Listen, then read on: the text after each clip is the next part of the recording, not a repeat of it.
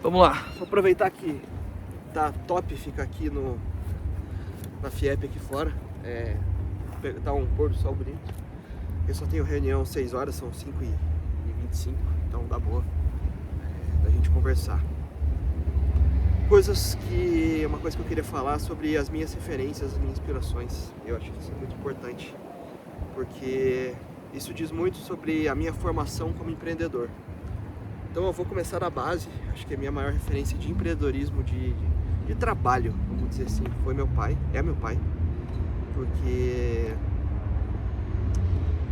a gente passou por situações muito difíceis na vida, de doença. Ele passou por doença, eu tenho uma irmã que faleceu de câncer, e ele sempre estava lá trazendo o pão de cada dia, assim, sabe? Então mesmo no hospital, tomando medicamento ferradão, assim, tá fazendo chamada do hospital porque tem que fazer trabalho e tem que fazer o negócio acontecer. E isso me inspira muito, assim, porque tanto que da minha filhinha, quando ela nasceu, eu sempre falei pra minha esposa, não vou deixar de comprar do bom e do melhor pra ela, porque eu vou correr atrás.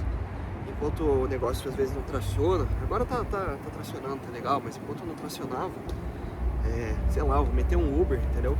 Mas não vou deixar de fazer o projeto, mas não vou deixar de suprir para minha casa. Isso é um aprendizado 100% do pai, assim. Acho que aprendi muito com ele sobre isso. Continuo aprendendo, ele é transplantado e ainda assim é head de marketing e vendas de empresa multinacional. Trabalho pra caramba, estresse pra caramba, mas tá ali suprindo e fazendo acontecer. Isso realmente é uma inspiração.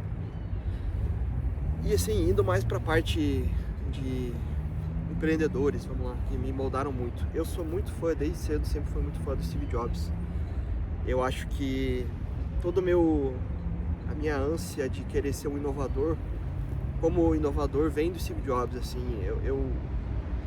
Eu lembro de quando criança na loja da Apple, e junto com meu tio, por exemplo, pegar o iPod Touch quando eles tinham lançado, e falar, cara, isso é fino demais, isso aqui é uma tecnologia muito louca, isso aqui é disruptivo.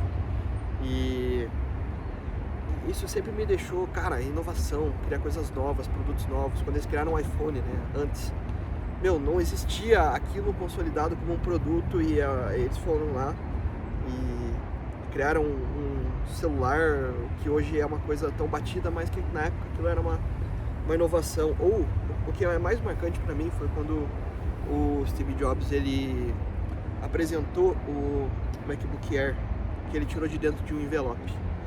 Eu acho que esse pra mim é o ápice da inovação. Cara, criar um notebook tão fino que ele cabia num envelope, porque as pessoas precisavam de um notebook portátil, e depois que surgiu aquela inovação, as pessoas pararam pra pensar, pô, eu preciso de um computador mais portátil. Então ele não esperou o cliente pedir o produto, mas ele criou um produto disruptivo.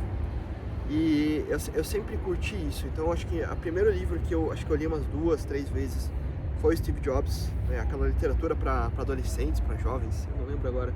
Não é a biografia do Walter Isaacson, que eu acho que é a mais famosa, é uma outra que tem para jovens. E desde então eu sempre vejo os vídeos dele, aquele discurso dele em Stanford, falando para continuar faminto, continuar tolo. É uma coisa que eu levo o dilema pra vida. A hora que eu tiver meu escritório eu vou escrever essa frase, porque é uma frase que me molda muito, tipo, continue faminto, essa fome de criar inovações, a fome de vencer, mas continuar se sentindo um tolo. Então, eu não sei nada, eu tenho muito a aprender, eu fico sempre estudando, isso é muito legal. Então, o Steve Jobs é um cara que me moldou muito como inovador, assim. Eu acho que eu tenho uma ânsia por ser alguém inovador, por ser alguém disruptivo, quebrar padrões.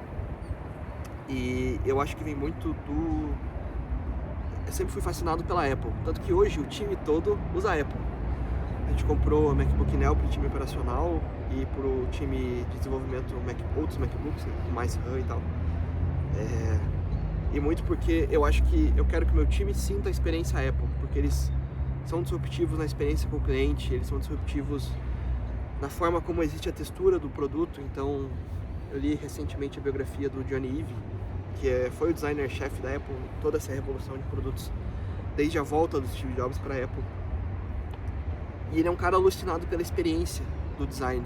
Então, assim, o fio, né, o touch, a sensação de você encostar no Apple, ela tem que ser algo completamente agradável, e nenhuma empresa está pensando nisso. Eles estão pensando em economizar custo, eles estão pensando em ser a solução mais barata ou ser a solução mais rápida, e a Apple está se preocupando em ser a solução que a experiência do cliente é a melhor.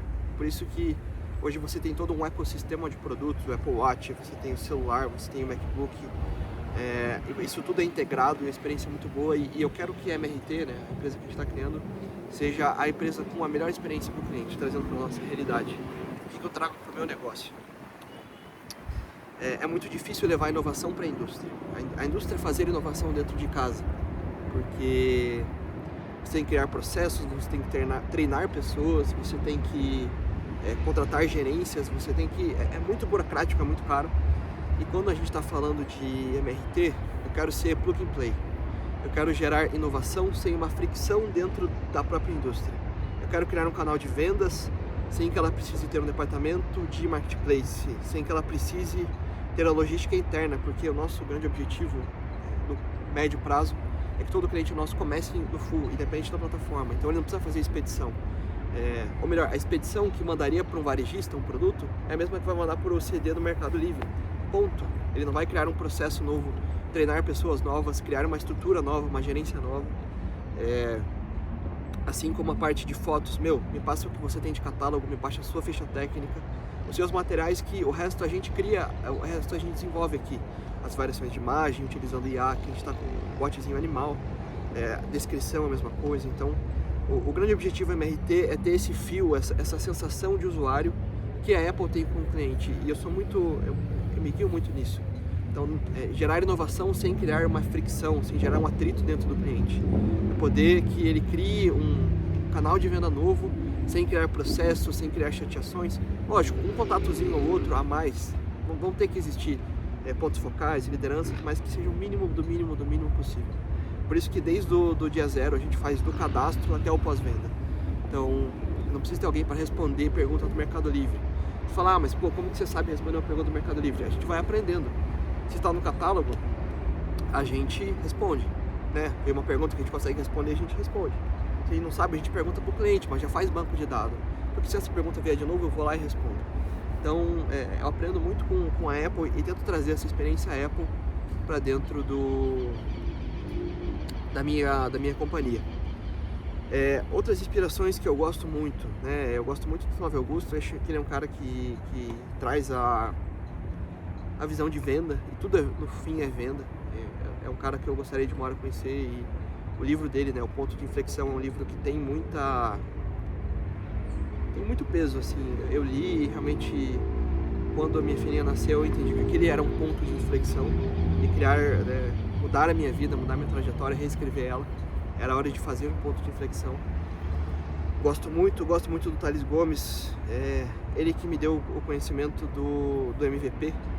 Lá pela pandemia, não contei essa história, mas eu tentei abrir um negócio chamado Setup em Dia. Era um clube de assinatura de cordas de guitarra. Só que eu não fiz uma coisa que a gente fez na MRT, que é o MVP, é o mínimo produto viável. Então, eu botei, sei lá, 15, 20 mil reais nesse negócio. Meu tio investiu um dinheiro também. Mas eu não fiz um produto simples no começo. Eu já criei um site top com estoque. Eu poderia ter feito um negócio bem mais simples. Eu fui aprender isso lá, lendo da Anaís e do Thales Gomes, então devo muito desse conhecimento de MVP a ele. Essa noção vem muito marcada pela leitura desse livro. E eu acho que, por fim, um outro empreendedor que eu gosto muito de me inspirar, assim, é o Sam Walton, do Walmart. Eu acho que ele foi disruptivo em como fazer as coisas. Enquanto as grandes redes de varejo dos Estados Unidos cresciam dos grandes centros, né? Cresciam nos grandes centros urbanos dos Estados Unidos, ele fez uma coisa que era não óbvia, ele foi do interior e foi crescendo para o centro. Então tem um momento emblemático que ele comprou um avião, conforme ele começou a ganhar dinheiro, para que ele conseguisse sobrevoar as regiões do interior e poder identificar concentrações de pessoas, porque não tinha satélite acessível como a gente tem hoje, uma coisa assim. Então, ele é um cara que cresceu do interior para o centro, e a MRT eu acho que é um pouco disso também. Todo o mercado de marketplace, eu falei pro Mirto quando a gente estava montando negócio, quando eu tava rodando o negócio, eu falei, cara, eu trabalhei 6 anos no mercado financeiro, eu nunca vi um bendito de um anúncio de qualquer coisa do Mercado Livre, de mentoria, essas mentorias, né? E agora trabalhando, todo dia aparece um bendito no anúncio pra mim, tá todo mundo vendendo pra própria bolha. Ninguém tá olhando pra indústria, esse anúncio não aparece pra indústria. Então acho que a gente consegue ser disruptivo indo de fora do que tem menos grife pra dentro.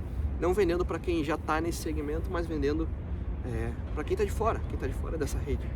Então, eu acho que assim, falando de negócios, minhas inspirações e meus... inspiração, acho que é essa palavra, no mundo do negócio, eu posso dizer que são essas pessoas. Se eu for lembrando de alguma, eu conto depois, mas eu acho que são essas. E eu não posso deixar de citar também o professor da faculdade, o professor Luiz Antoni, que acho que é o cara que me motivou a entrar no mercado financeiro. Eu fiz todas as matérias que eu pude com ele, valuation, análise financeira, etc. E eu acho que esse conhecimento contábil financeiro me colocou num patamar de conhecimento muito interessante. Eu acho que eu sou muito bom nisso. E me permitiu planejar um negócio que fosse interessante financeiramente, tivesse contato com indústrias, porque eu fiz trabalhos legais no escritório que eu trabalhava. E isso foi através do conhecimento que, lógico, eu li da Moderna depois, eu li livros legais, professor... esqueci o nome do livro de capa verde de finanças corporativas, que é o professor brasileiro, a Saf Neto, tem da McKinsey e tal, mas muito veio da inspiração do professor Antonic também de entrar nessa área. Então acho que de figuras profissionais, né, essas são as minhas inspirações aí no mundo dos negócios. Recomendo o livro do Sam Altman para quem quer ler, recomendo Nada Easy para quem quer ler, recomendo Ponto de Inflexão para quem quer ler, a biografia de Steve Jobs para quem quer ler. Acho que são livros que vão somar muito aí na trajetória de vocês. Fechou? Não deixem de se inscrever, acompanhar o canal aí, estamos construindo um negócio absolutamente relevante em público. Bora pra cima!